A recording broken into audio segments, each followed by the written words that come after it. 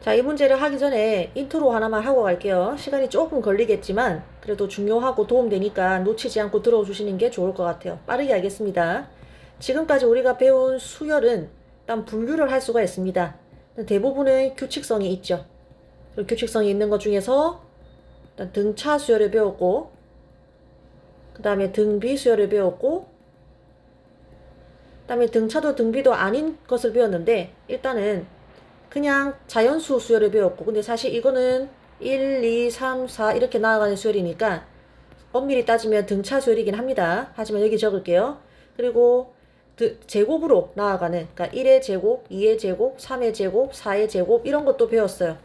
이름만 등차 수열이라고 붙이지 않았을 뿐이지 사실 이런 걸 배웠죠. 그리고 세제곱 수열도 배웠습니다. 이런 걸 배우고 여기 모두에 해당하지 않지만 그래도 규칙성이 있는 수열도 앞으로 등장할 거예요. 그래서 그런 것은 사실 여기 보면 있죠.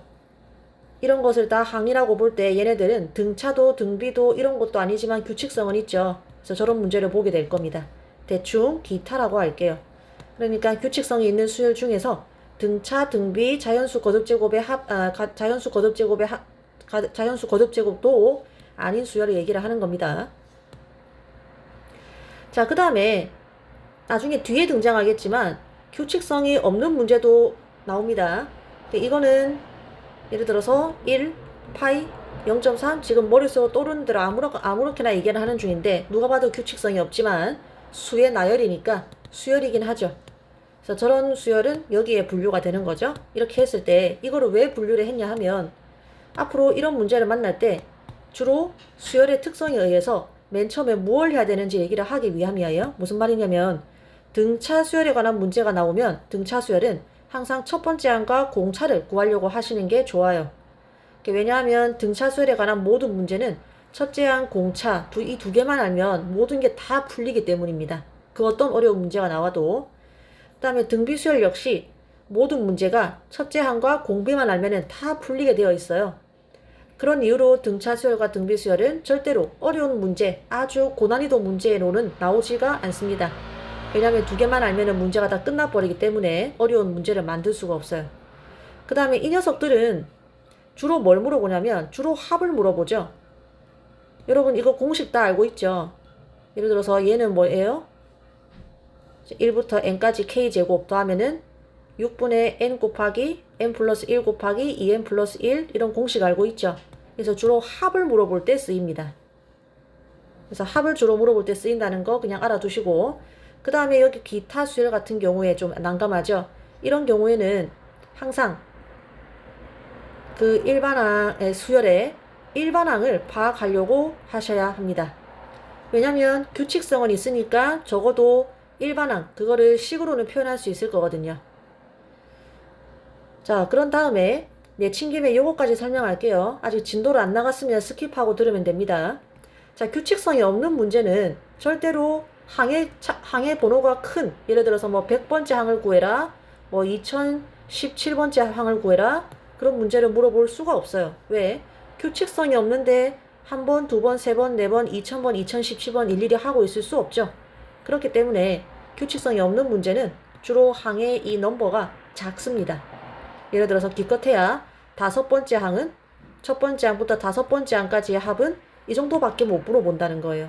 그래서 이런 것은 어쩔 수 없이 첫째 항 구해보고, 둘째 항 구해보고, 셋째 항 구해보고, 대략 어느 정도까지냐면 보통은 6번째 항 정도까지라고 얘기를 합니다. 한 이 정도 정도까지 일일이 구해보는 수밖에 없어요. 근데 수학적으로 일일이 구해보는 그 과정 또한 수학적으로 이미 널리 알려진 과정입니다. 우리가 그걸 두 글자로 뭐라고 하느냐 하면 귀납이라고 합니다. 그래서 이 뒤에 단원에 수학적 귀납법이라는 걸 배울 건데 거기 나오는 그 귀납이고, 규칙성이 없는 수열이 나오거든 항 넘버가 작은 데까지 일일이 구해봐라. 그러면 답을 구할 수 있을 것이다 하는 거예요. 자, 그래 놓고 문제를 한번 보도록 할게요. 일단 계속 더하는 걸 봐서는 수열의 합 문제입니다. 수열의 합 문제이고 1번을 보니까 무슨 수열인지 파악해야 되죠. 일단 첫 번째로 규칙성이 있는 수열이죠. 하지만 등차 아니죠? 등비 아니죠? 이거 두 개 아니고 얘죠. 아, 그러니까 합에 관한 문제겠네. 실제로 합에 관한 걸 물어보고 있죠. 그러니까 이 공식 쓰는 문제입니다.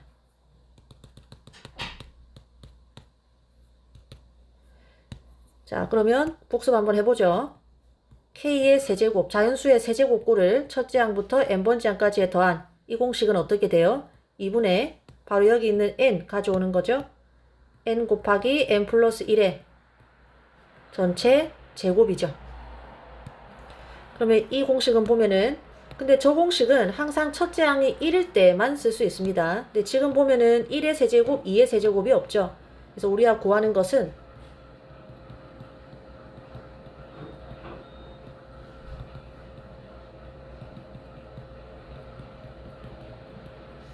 앞에 1의 세제곱 플러스 2의 세제곱을 더해 줄게요. 그럼 이까지는 공식을 쓸 수 있죠.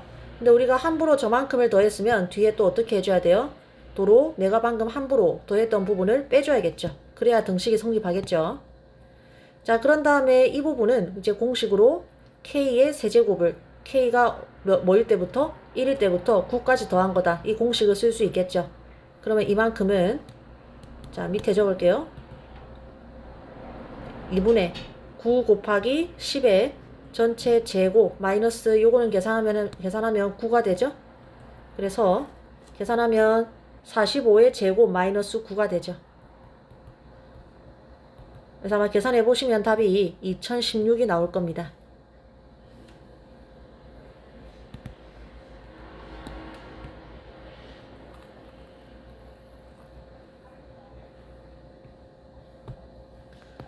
자, 그 다음에 2번 보도록 하겠습니다.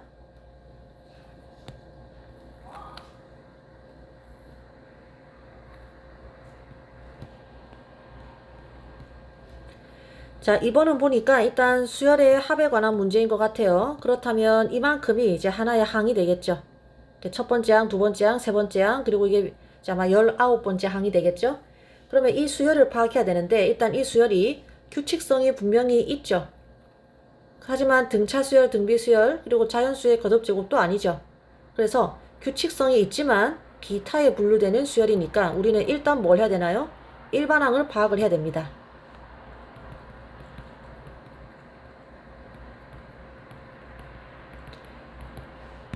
자, 그래서 한눈에 일반항이 보이는 학생들은 그냥 바로 하시면 되는데 혹시 그게 잘 안 되면은 일단은 처음에 표를 한번 그려보거나 하나하나 한번 대조해 보세요. 무슨 말이냐면 지금 n이 1일 때, 즉 첫 번째 항은 1 곱하기 19라고 되어 있죠. 그래서 하나하나 잘 적어 보는 겁니다. 두 번째 항은 2 곱하기 18이라고 되어 있죠. 세 번째 항은 3 곱하기 17이라고 되어 있습니다. 이렇게 나아갔을 때 맨 마지막 항이 이제 뭐일지 모르지만 19 곱하기 1이라고 되어 있죠. 일반항을 구한다라는 것은 n번째 항을 구하는 거죠. 그래서 n일 때 이 일반항식이 어떻게 될지를 추론을 하는 겁니다. 그럴 때에는 바로 이 두 개 사이에 규칙성을 잘 보면 됩니다. 그래서 규칙성이 있는 문제는 그렇게 푸는 거예요. 자, 한번 보면은 n이 1일 때 요 앞에 숫자가 1이죠. 그리고 2일 때 2죠. 3일 때 3이죠. 그러면 n일 때 뭐겠어요? 일단 n이 오겠죠. 그리고 또 규칙성을 한번 찾아봅시다. 두 개 더하면은 20이죠. 두 개 더하면은 20이죠. 두 개 더하면은 20이죠. 그럼 두 개 더해도 20이겠죠. 따라서 여기는 20-n이 되겠죠. 그리고 아까 여기랑 항 넘버랑 일치해야 되니까 사실 맨 마지막 항은 19번째 항이 되는 거고요. 그러면 바로 얘가 뭐예요? AN 일반항이 되는 겁니다.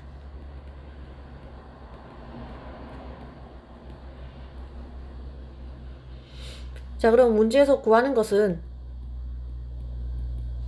이 수열의 합이죠. 합인데 잘 보면 n이 얼마일 때부터 1일 때부터 얼마일 때까지 19일 때까지 그러니까 기호로 적으면 n 이꼴 1부터 19까지 시그마 an이 되는 거죠. 여기에 내가 구한 일반항을 대입을 하면 이렇게 되는데 전개하면은 마이너스 n제곱 플러스 20 되겠죠. 20n 되겠죠. 그래서 분배를 해야 n제곱 n, n제곱 n 이러한 수열들의 시그마서 공식을 써먹을 수 있겠죠.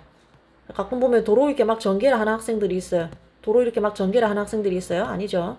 아예 도로 이거를 막 묶고 이런 학생들이 있는데 그거 아니죠. 전개를 해야 되죠. 그럼 마이너스 시그마 n 이꼴 1부터 19까지 n제곱 플러스 20 앞으로 빼주고 시그마 n 이꼴 1부터 19까지 n 이렇게 해야 우리가 여기에 그리고 여기에 공식을 써먹을 수 있다는 거예요. 얘는 6분의 n 곱하기 n 플러스 1 곱하기 그리고 2n 플러스 1 되겠죠. 앞에 마이너스가 있고 그 다음 플러스 20 곱하기 두 번째 것도 공식 쓰면 2분의 19 곱하기 20 되는 거 있죠. 공식은 다 아실 거라고 보고 나머지는 계산만 해주면 됩니다. 그럼 여기가 마이너스 2470 나올 거예요. 계산을 스스로 해보시고 여기는 비교적 쉽게 3800 나오죠. 그래서 계산을 하면 1330이 나옵니다.